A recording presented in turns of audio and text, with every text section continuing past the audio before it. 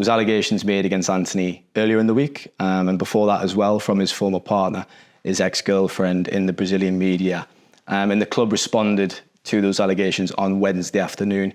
They released a statement. I'm just going to read it out to begin the pod. Manchester United acknowledges the allegations made against Antony and notes that the police are conducting inquiries. Pending further information, the club will be making no further comments.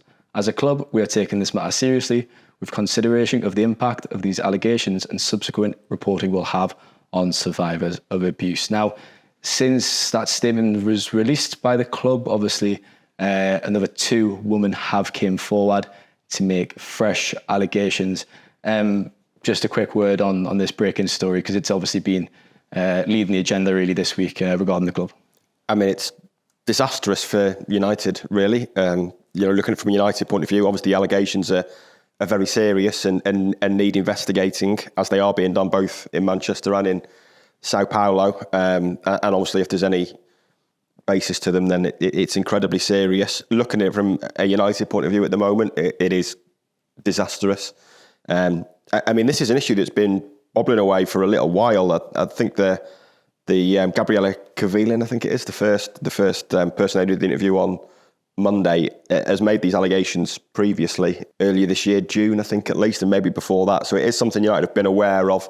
It hasn't picked up much traction over here, but obviously the investigation by UOL on Monday did. I mean, when Brazil dropped him from their national squad, it really put the pressure on United. At that point, United were directing any media who inquired basically to Antony's own statement on Instagram, which he's made 2 now. He did make one.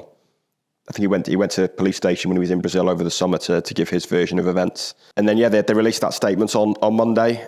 Interestingly, I asked, and I think a few other people asked as well, if they could confirm he was available for selection, and they wouldn't confirm that on Wednesday, which I think kind of tells you the position they're in at the moment. They said the statement speaks for itself. It's what they want to say. I mean, it doesn't mention that he's not available, so we presume he is. But there's 2 more women that have come forward now. I think the pressure is definitely building.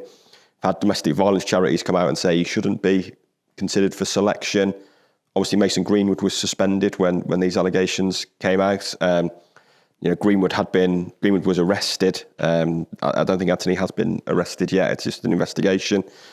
But coming 2 weeks after what happened with Greenwood and the way United handled that and handled it very poorly and got such criticism for it, it is disastrous for them from a moral perspective, a PR perspective, and the eyes of, not the eyes of the world, but there's a lot of people looking at how they react to this now, and reputations are at stake, I think, with the way that United deal with this, and it's a huge issue for them. I mean, it's definitely not ideal just coming so shortly, this story, after the Mason Greenwood investigation came to an end. He's obviously now at Getafe on loan. I will add, though, just to wrap up this segment, that Antony has denied all allegations legally. It's important to include that.